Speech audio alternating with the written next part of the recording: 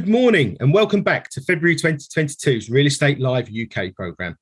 Our programmes are virtual events run 3 times a year and are brought to you by White Label, our partners and our sponsors. Before we get underway, we'd like to take this opportunity to thank all the organisations that have contributed to the brilliant panels we have taking place this week. Over the next 3 days, places across the UK are showcasing investment opportunities, and industry-leading experts will be exploring ideas and topical issues relating to property, including panels on sustainable stadiums, life sciences, social value and levelling up. You can view the full programme of sessions taking place this week and register for any others that are of interest by visiting our website, www.realestatelive.co.uk. Several of our panels and presentations are also linked to our key themes for the February programme: sustainability and biodiversity, inclusive communities, and future infrastructure. Right now, we're in Croydon for a session hosted in partnership with Develop Croydon, where we will explore the borough's office opportunity. Just before we start, I'd like to remind you, though, the audience, to please feel free to ask your questions using Zoom's Q&A function. And now, I'm pleased to hand over to our chair for this session, Prue Ashby, Head of Corporate Engagement at London & Partners. Over to you, Prue. Hello, everybody, and welcome to this fascinating session.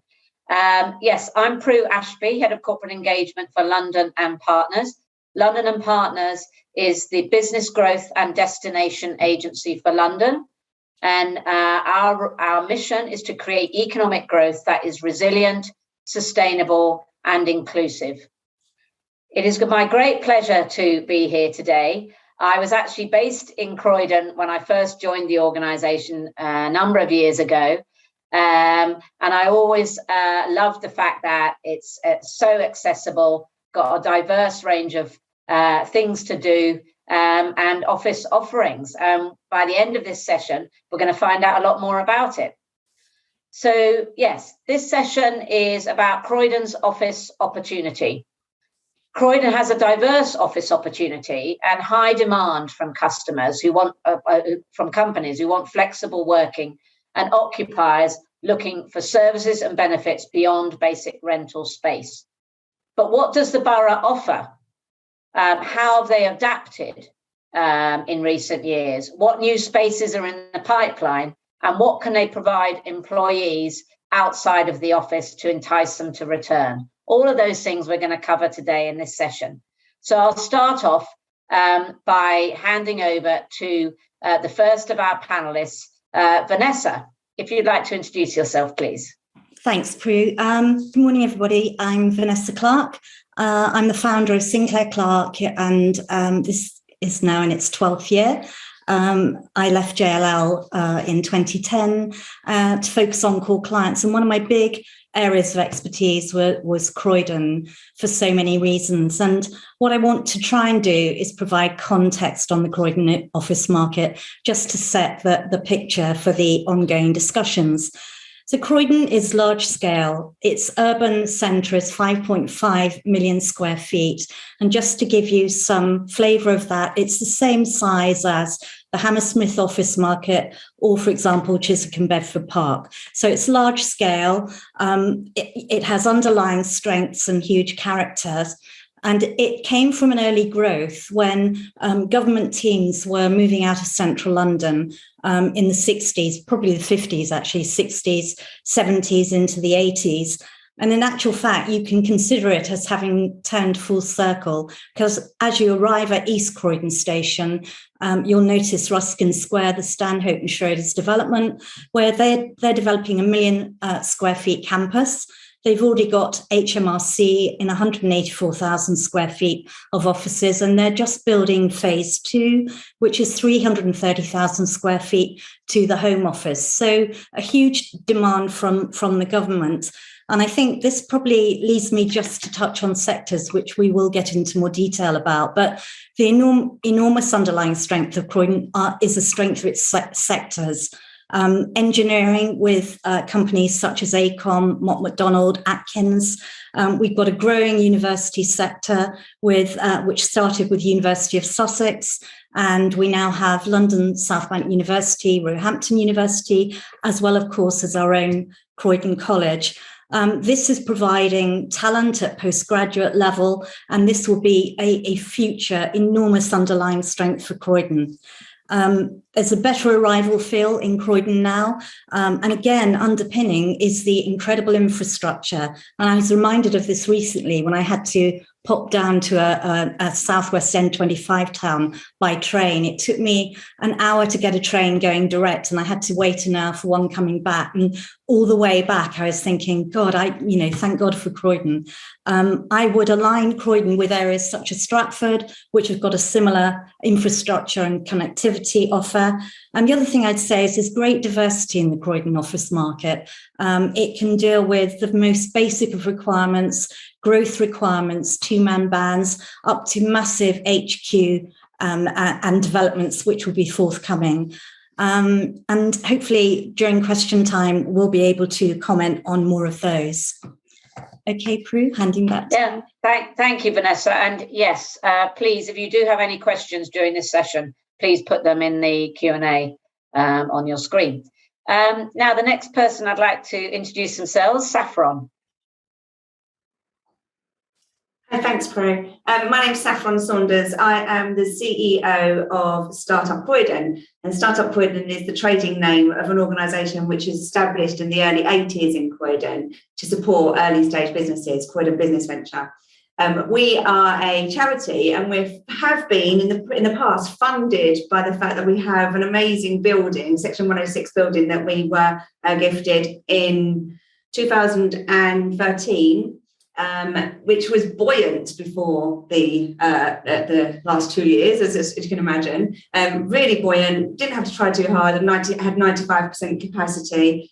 Things have changed somewhat in the last 2 years, and we have a changed market, and we're having to change how we generate income and how we generate new inquiries, because it's a really, really challenging time. But yeah, fantastic to be at the helm of it. Thanks, Saffron. That sounds great. And next, Carol.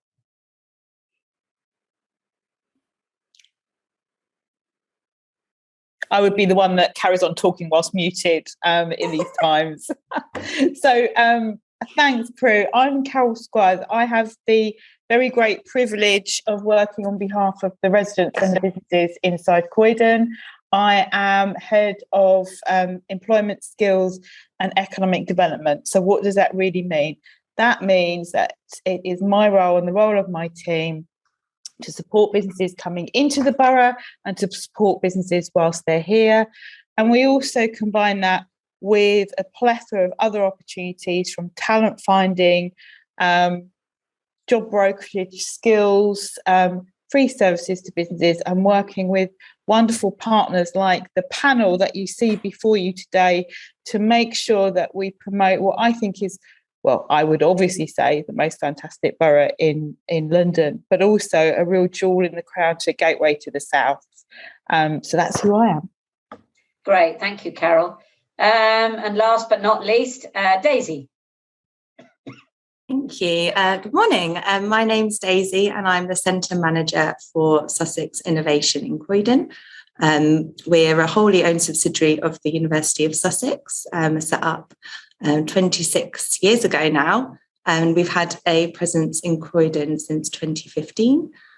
We occupy 2 floors of the number 1 Croydon building, or 50p building as it's known locally, where we provide private offices and co-working for startup and scale-up businesses, alongside business support services, which we'll talk a little more about later on.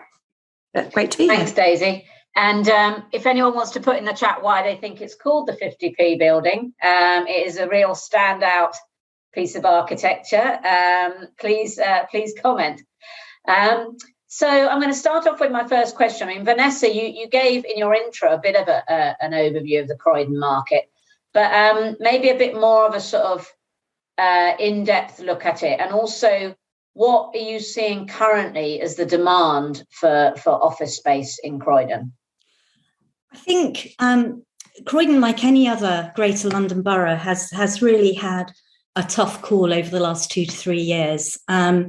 the election, Brexit, pandemic, and now work from home. And we're, if you're looking at the retail sector demise, you're looking at a real pause for reflection in the office market. I think most landlords and developers, occupiers are really still quite uncertain about what's happening. The last 2 years, demand has definitely dipped, as it has in many other areas. But underlying this, Croydon has got great strength to bounce back from these sort of problems, and it does it time and again, through various recessions. I think it has a robust underlying strength. So underneath the slight dip in demand, the other thing that's really important about Croydon is the loyalty of its occupier base. So we've got some household names, and through all of this, a lot of those have been renewing their leases, and those stats don't necessarily come out into the marketplace. So it's quite hard to see. But I would say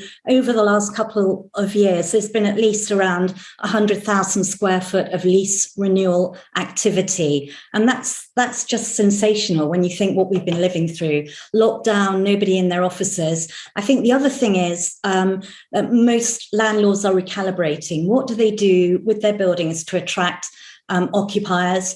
How do they provide more amenities?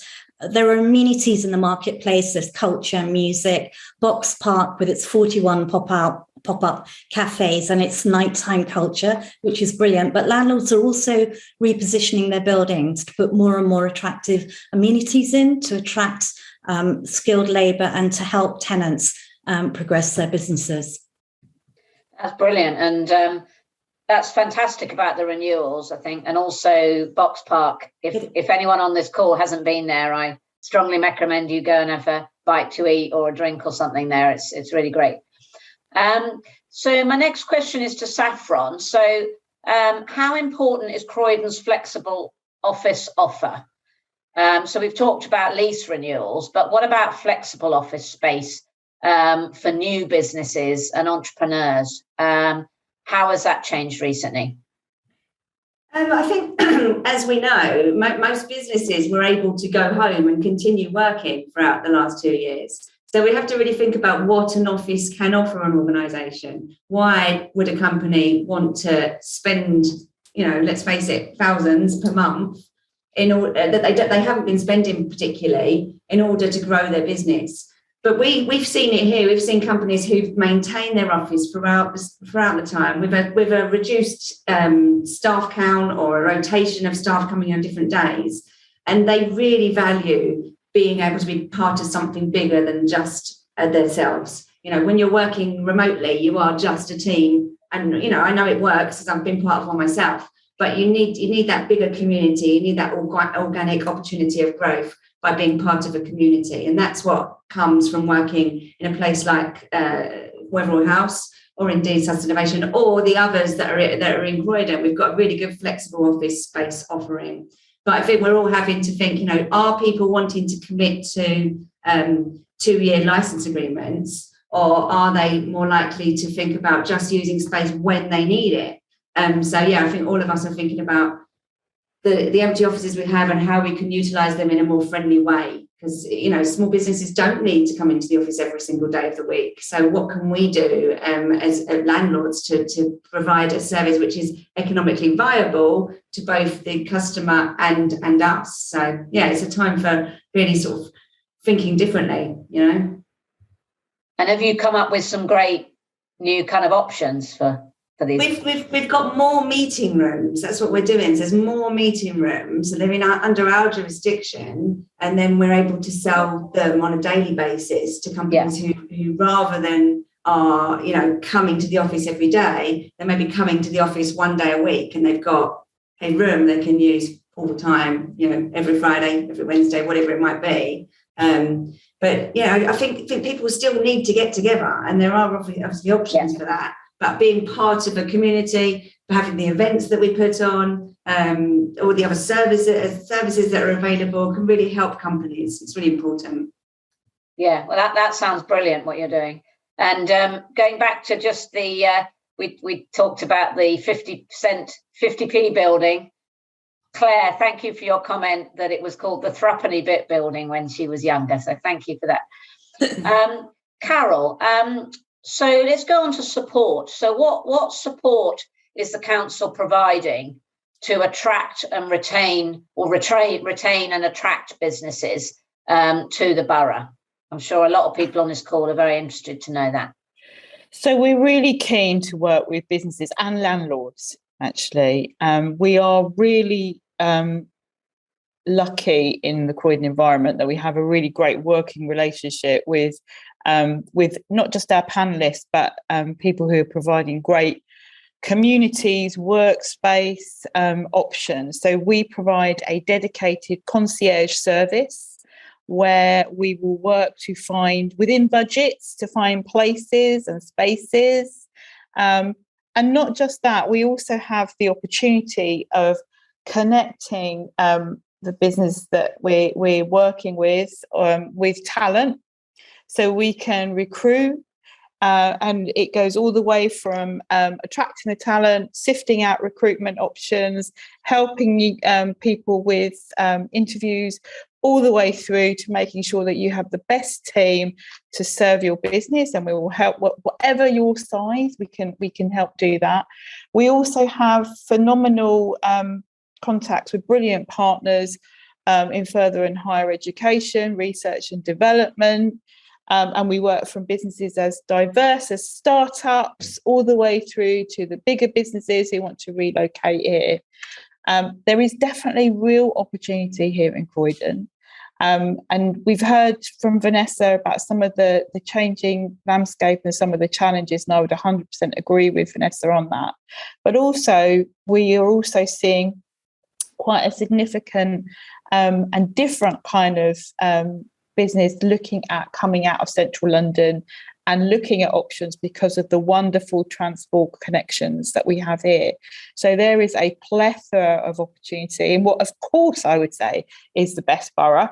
But actually, I genuinely believe that we have a massively diverse population here with over 100 languages spoken, if connected to lots of international trade. You know, this is a borough that is really going places and has the opportunity to grab hold of some of the changing ways in which people are doing things. And it's that there is a reason why Daisy and Saffron are so successful at what they do is because they look at that flexibility and understand the market. And it is a real, as I say, as a council, with my public sector hat on, it's a real privilege to work with our private sector to be able to deliver a real impact and difference on behalf of our businesses, really. So I think we have a flexibility in the way that we can do things, and different people will come to, or different businesses will come to us for different reasons. We've seen quite a rise in businesses who want to use space differently. They want a flexibility of terms. They want a different way of working. They're no longer looking for the same things that we're doing 2 years ago. Do I think we really know what the market is going to shape into yet? I don't. I think it's still morphing, because I think businesses aren't quite sure.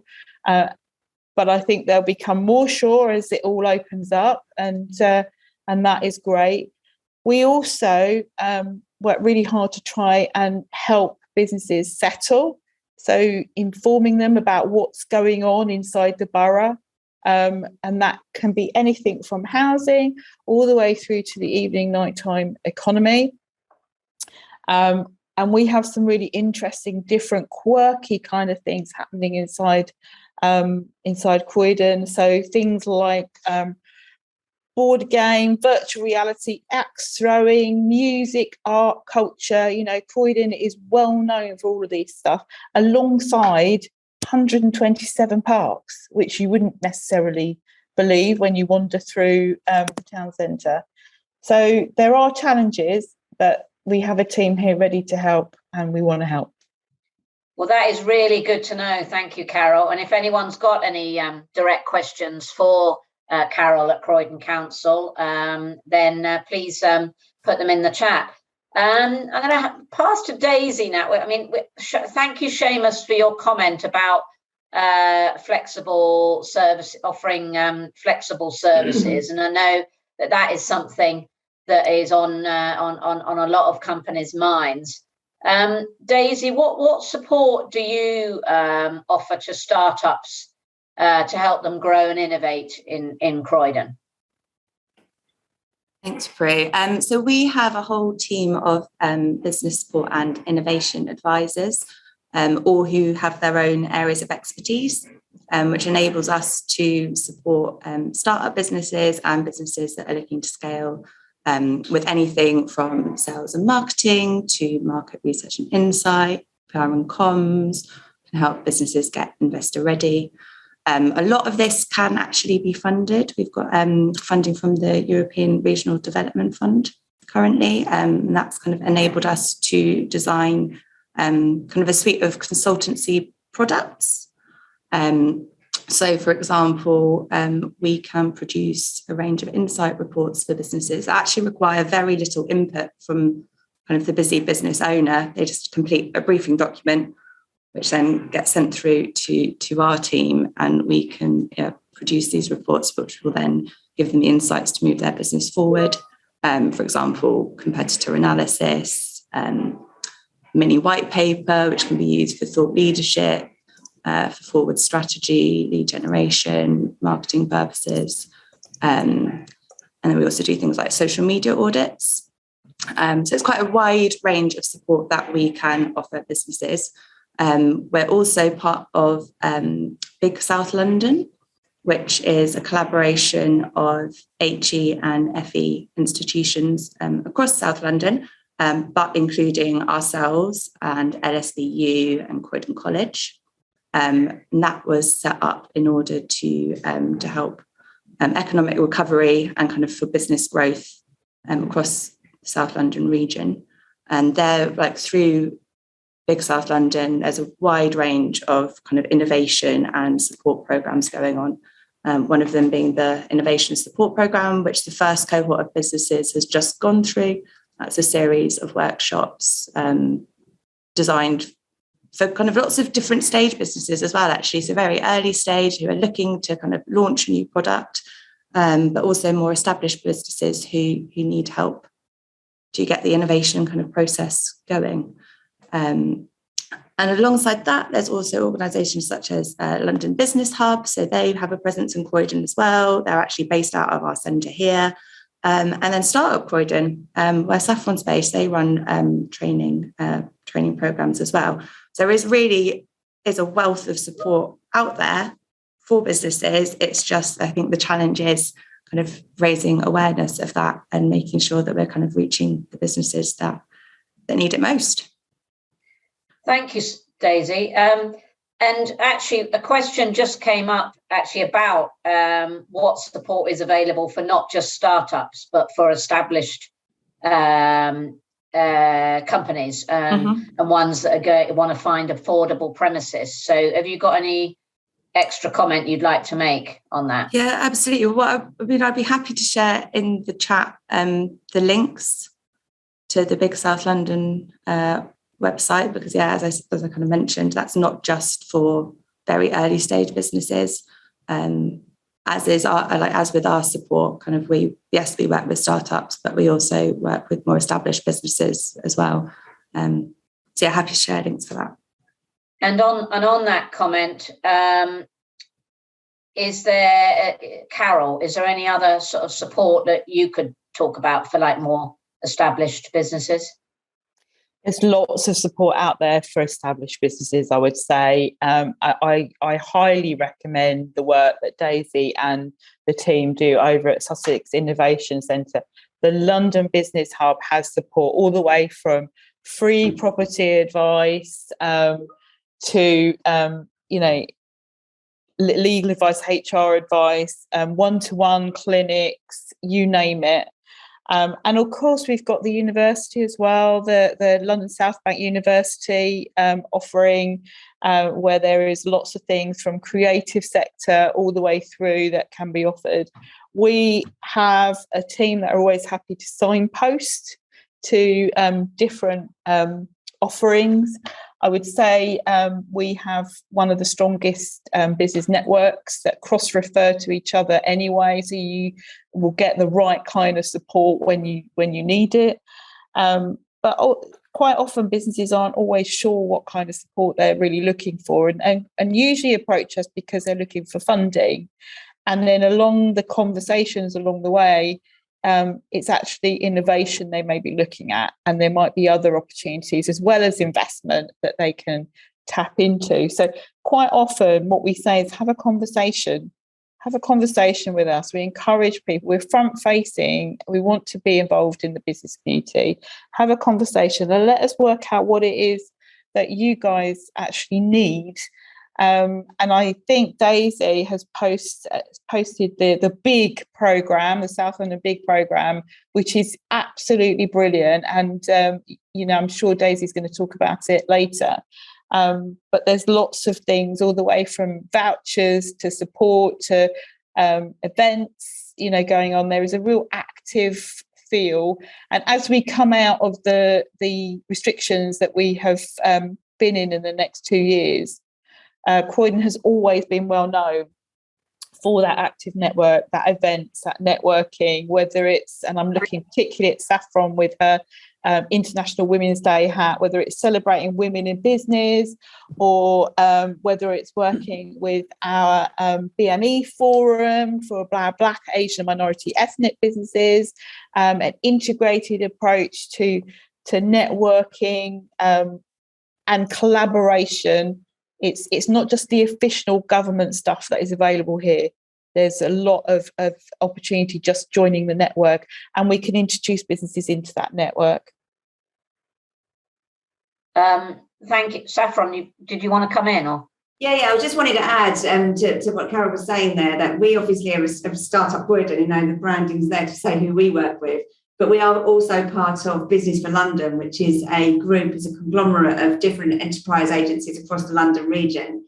So we work closely with other organisations to deliver support to larger organisations too. And there are lots of peer-to-peer learning platforms which are available. So it's a really good way of organisations learning from one another with facilitation. So that's another aspect if somebody of a larger organisation is looking for support. Brilliant. I just wanted to come back to a question we got earlier in the session from someone on here. Is Croydon still promoting itself as a tech hub, or is there another key cluster in the town centre? Is engineering still growing? So it'd be really great to sort of have an overview more on the sectors. Is it for digital? Is it for engineering? What's happening there? So Carol, would you like to cover that one? Shall I start? And then Vanessa, I'm sure you'll jump in. Because I know Vanessa's a passionate advocate of growth sectors. So I think we've got, so absolutely, digital tech in particular is very strong here. A real emerging digital creative with our creative enterprise zone hat on as well here. Especially as we have the Borough of Culture coming next year, which is so hugely exciting. But it's not just about having events that celebrate the culture in the borough. There's a real serious side to this about the legacy that will leave behind and the growth for our creative businesses, which is so welcomed at this time where it's quite challenging actually for our creative businesses. But there's also quite a lot of opportunity out there. Big growth in logistics, especially down the Purley Way corridor, which has huge potential. And I think, as Vanessa outlined, don't underestimate the fact that Croydon has been and continues to be a hub for public sector. So whether it is, HMRC, Home Office, government public sector see Croydon very much as their south sort of base, and there is passport office will be here soon. So that's a real opportunity, I think, for some real exciting community wealth building for our residents and businesses. Where that comes, there's also procurement opportunities as well on the way. We've always been a place where there is entrepreneurs. And there's a real entrepreneurial flair here. But I think also sometimes we forget that connection with Gatwick, that international airport, so close to us. So, the corridors, the A23 corridor, which is a growth corridor that runs all the way through to Brighton, that connection is really important. And we're seeing quite a rise in inquiries, my team are saying, for leisure, like interesting, exciting evening leisure, at a time where that's been really challenging for the economy. So that, for me, really signals that people are looking at Croydon in a really different way. And just watch this space, people, because there's some really interesting stuff coming. Vanessa. I'll follow up from Carol. Just touching on the government sector, it's not only the exact departments coming out of governments, and we've got a big local government presence as well as central London government teams coming in, but also there are spurs that come off of that. So a real growth area over the last 2 years has been training and skills, and this may be divisions such as DWP, Department for Work and Pensions. It may be independent training and skills company, or it's service providers like Reed Partnership, who've expanded hugely in Croydon. And one of the pointers to all of that growth is that there's a budget element that Croydon can offer. It's highly competitive when compared to other areas. So it's no surprise that central London is always looking at, the opportunity of moving to Croydon. And if you align that with work from home and the fact that many central London big companies want satellites where they can reach their staff. So, we're always in a corridor, as Carol mentioned, from Croydon down to Brighton. People live around those areas, and for them to drop into a satellite in Croydon is just perfect. In terms of the existing underlying sectors, absolutely, it's government, engineering, finance, which weathered the worst storms over the last decade, really. People like the Pension Protection Forum, hugely important, have their HQ here.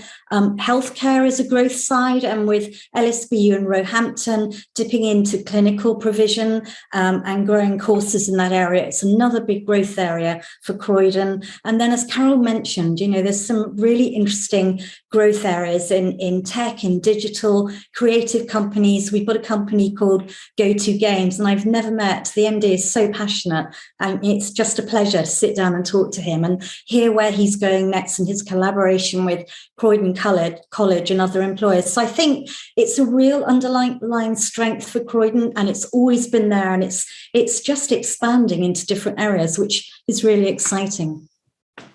Thank you, Vanessa. That's really interesting and helps to answer that question. Saffron or Daisy, have you got anything to add on the topic of tech hub and clusters in Croydon?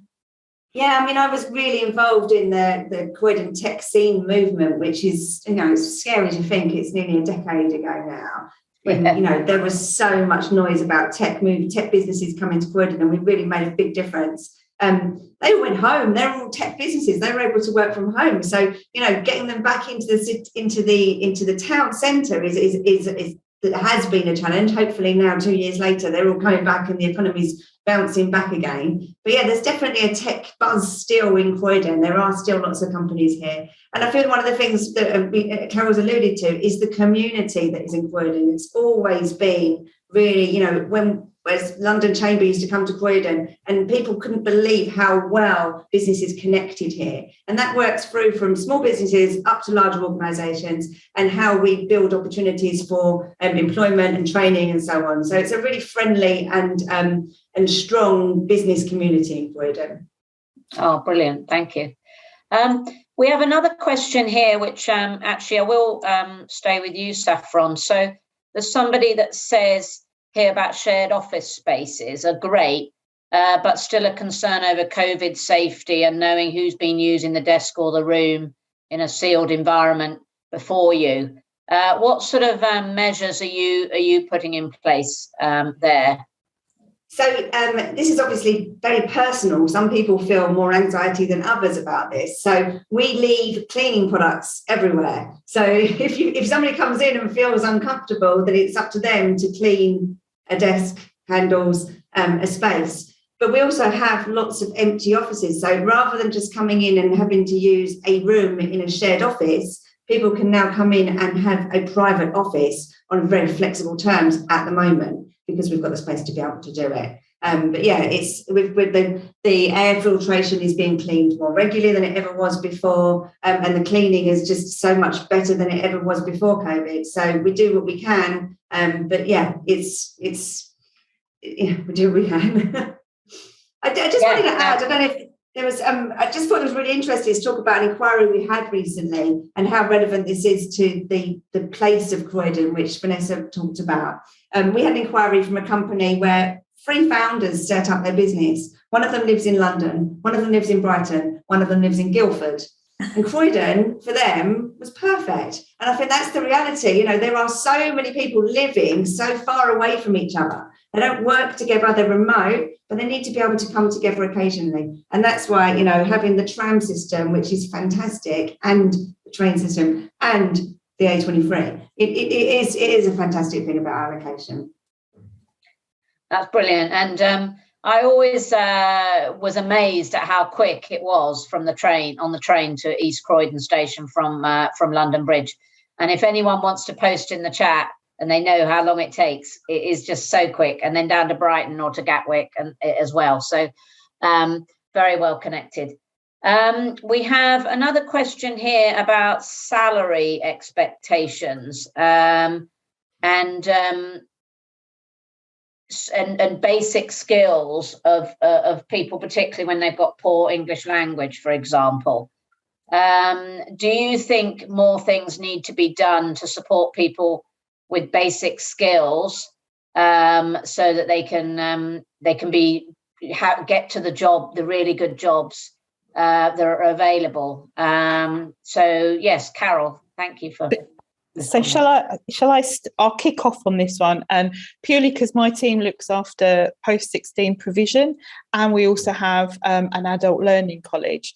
So I think that's a brilliant question, actually, and it's about making sure that we've got an inclusive pathway to really good jobs, and that means making sure there's opportunities for everyone, from helping people with their ESOL. So for those of you who don't know, that English is second language courses, but creating pathways that lead to helping people with their career aspirations, and that's different for many, many people, but into what we call good jobs. And when we talk about good jobs, what we mean is we're talking about jobs that people allow people to live and live well. And that's what we would really like to see.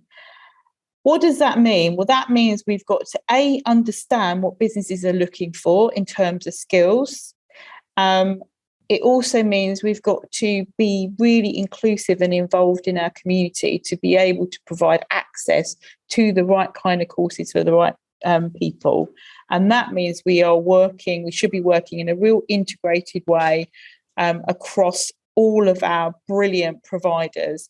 And we have some excellent providers here, from Croydon College, John Ruskin, I'd like to say our own adult college as well, alongside that, but also private providers. So there's a plethora of opportunities here, from apprenticeships that can support real learning and continuous professional development, all the way through to the family learning and getting into communities, getting people inspired about their learning journey, and then on to the next part.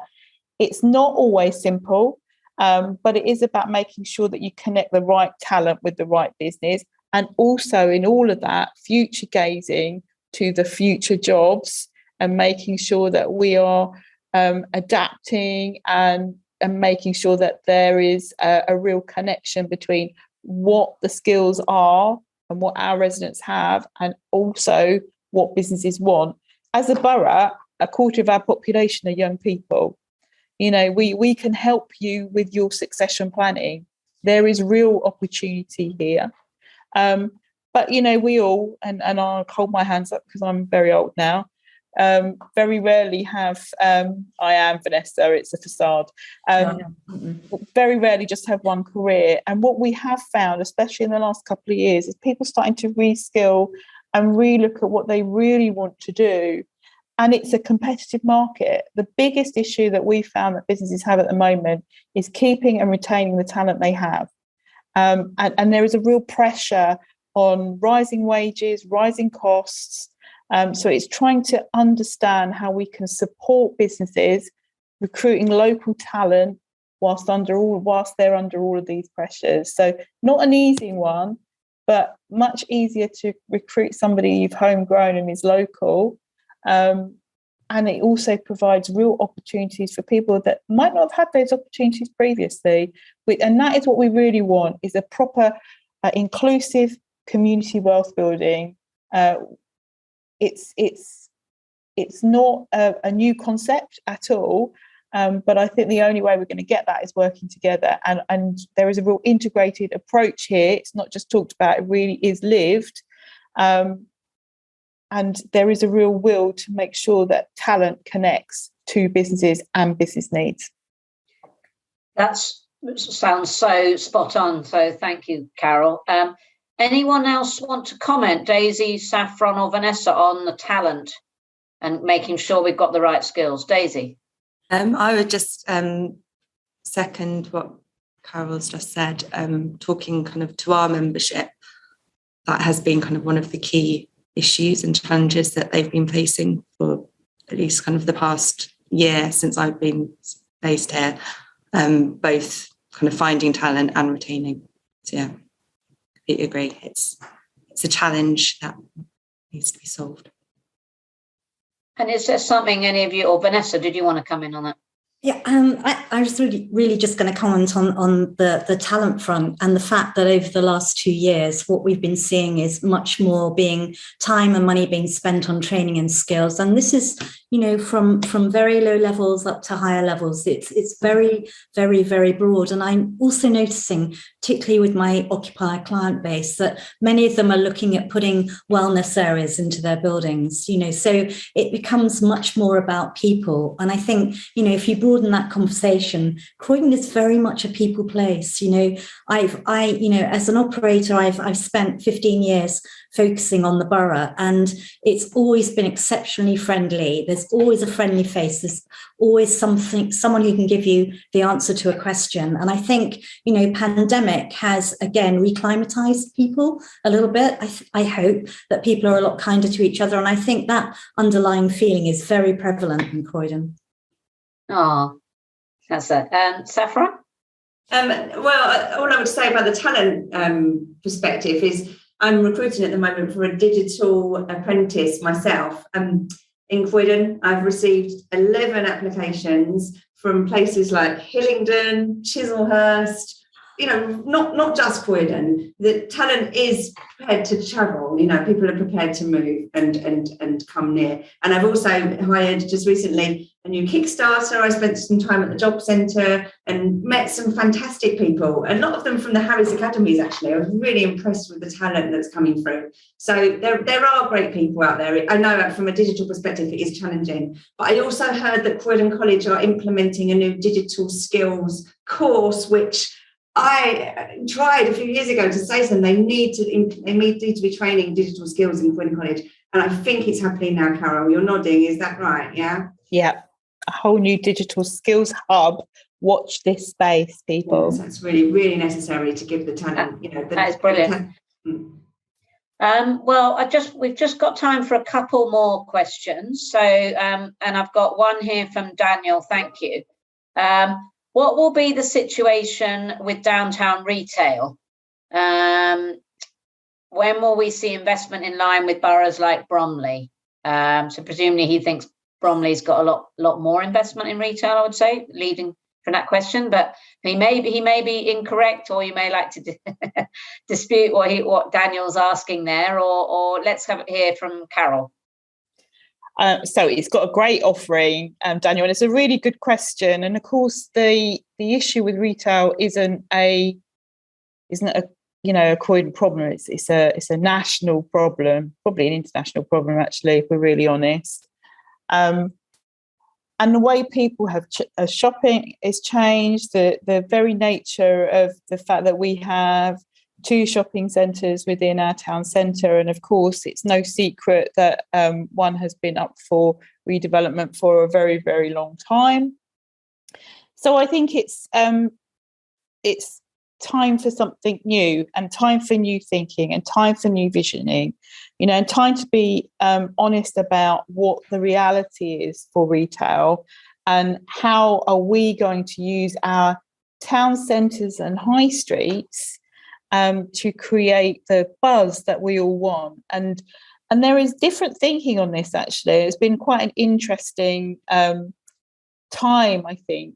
Our high streets we've been talking about the future of the high streets forever, haven't we? And I hate the term death of the high street, because I don't think it is death of the high street. I think it's actually a reimagining of how we want to use. And when I say we, I mean we as the public want to use that high street. And that's when investment comes in. It's supply and demand. And what we do know is that definitely people will travel for leisure. Definitely people will travel for education. We've got some key points here with the new university hooking people in with students and that kind of new vibe going on. We know there's new leisure coming in because we're seeing it. And we're seeing new things, looking at different and new spaces. And I suspect what we'll see is a real mixed use of how the high streets is used, a collaboration, which will also include other services, and that could include things like health services. So people have a reason to travel and a reason to stay. And I also think that we will see more, movement from workers coming back. They might come back in a different way, might not always be full time, and there might be a hybrid approach to the way that we work. We don't really know how that's going to play out yet. But I do think that there is a plethora of things at play here. What we do know is once those pins start to come together, that's when you see key investment coming in. But to say that it's not going to be a challenge would be wrong. I think all high streets at the moment, anything retail focused, is facing huge challenges, and we need to be mindful of that. So for us, I think it's about creating a plan that meets the vision of the people of place, because that's why we're here. We're placemakers at the end of the day, but placemakers to make sure that we get the best impact for the businesses and the people here. Brilliant, thank you, Carol. And then we're getting towards the end now. So my sort of closing question to the speakers is, let's look forward. And I think you touched on it a bit there, Carol. What predictions would you make for Croydon's office market in 2022 and going forward? So, Carol, maybe I'll revert back to you there. It's an interesting one, isn't it? So I think there is a lot of, whilst there is challenge, I think there's a massive opportunity here. What I think we'll see is of businesses demanding flexibility and the use of space. It's no longer going to be the usual kind of space that we would have necessarily seen before the pandemic. And actually, what an exciting time that is, because Croydon has different spaces available, lots of different opportunity here. And it might be that we see a new way of working that really coincides with how we manage and use our space going forward. I don't think it's going to be the same old at all. I don't think we can afford to stand still, and we definitely don't want to stand still. But we do have to be realistic, and we do have to look at opportunities of helping that, as Daniel has pointed out, with the investment, but alongside that, the managing of place and using. So from a council perspective, and I hate to public sector stuff up, but I will, is making sure we use our levers. So things like planning and licensing and regeneration and the shaping of place, and the economic development arm and the inward investment arm, to make sure that we are working in partnership to enable those. Brilliant. Thank you, Carol. Vanessa? I think there's a really solid future going ahead, but I don't think we should underestimate the impact that the office market is dealing with at the moment as everything recalibrates and changes. But on the Croydon front, it's got a very diverse base. It's got underlying strengths. There is a new pipeline coming through. So Ruskin Square, there is a phase 3.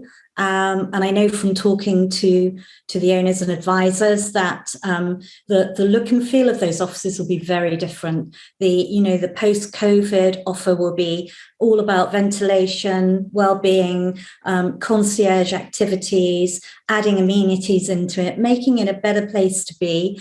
There's also a freshwater scheme planned, 154,000 square feet of offices. And again, that's going to be grade A spec. All of this pipeline is so important because Croydon's fit and able to offer these bases to, HQs coming out of central London. Other than that, I think landlords are really rising to the challenge to reposition buildings and to look more at what staffing needs to enable them to move forward and to commit. So I think, it's going to be a checkered start at the beginning of this year, but I think it will grow and grow as the year goes on.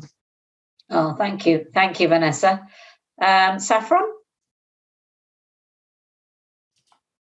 Yeah, it's a time for change. Daisy and I have worked with disruptors for a long time, and it's kind of like now the landlords are being disrupted themselves. It's time for change. So, it's interesting to see where we're going to go. And I felt this straight away. I used to run Sussex Innovation Centre in Daisy's position. And when the pandemic hit, my first response was, this is going to make such huge change to this sector. And 2 years down the line, we're still not sure where we are. But it's exciting. It's exciting, and it's great to know that there will be change. So, yeah.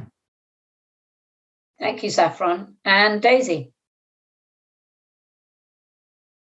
Yeah, so as Saffron said, there's still kind of a bit of uncertainty. It does definitely feels more of a buzz. People are back in offices. I think hybrid is here to stay for the foreseeable, but people are spending more time in office space, really than they were definitely for the past kind of 18 months, 2 years, wherever we are now, along the pandemic. And I think, as Vanessa said, we'll see businesses either setting up satellite offices, or I've had inquiries from businesses who have a central London office who are looking to give that up altogether and just set up hubs more locally as well. And I think kind of the affordability of Croydon and its connectivity has a big part to play in that. So exciting times. Thank you, Daisy. And just a couple of things to wrap up, a couple of comments from our audience. One was about, should we keep using the word talent instead of basic skills? Not everyone is talented, but most people can be diligent and work well and work hard. That's a very valid point and a question for another time, but thank you very much for that. We also have a comment from the Federation of Small Businesses that Croydon businesses can now benefit from a free 1-year membership with the FSB, thanks to a partnership between Croydon Council and the FSB. So that sounds like a brilliant opportunity there. And there's an email address in the chat for that. And then there's a thank you as well. Somebody Anil, is it? Somebody looking forward to revisiting Croydon.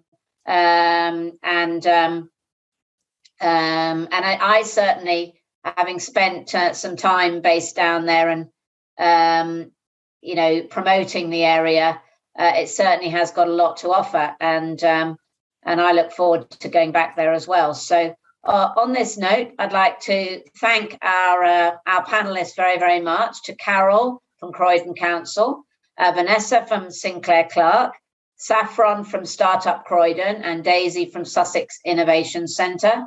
I'd like to thank the organisers as well for this, and thank you to the audience and all your questions and comments to make this a very interactive session. Thank you very much, and I'll hand back over to Callum. Fantastic. Thank you very much, Prue. And also as well, just echoing your thanks there to the panel for a great discussion this morning, and our audience as well for getting involved. There is still more to come from Real Estate Live UK today.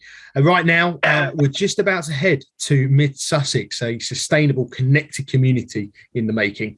That starts at 11:30. And then at 2 p.m, we ask, how can industrial and logistics be delivered and supported in multi-use developments? You can book onto these sessions and the remainder of those taking place later this week by visiting the programme page on our website. I did mention that link earlier, but I will just remind you all again, www.realestatelive.co.uk. Thank you all once again for joining us this morning, and we look forward to seeing you again soon. Thank you very much. Goodbye. Bye-bye. Bye.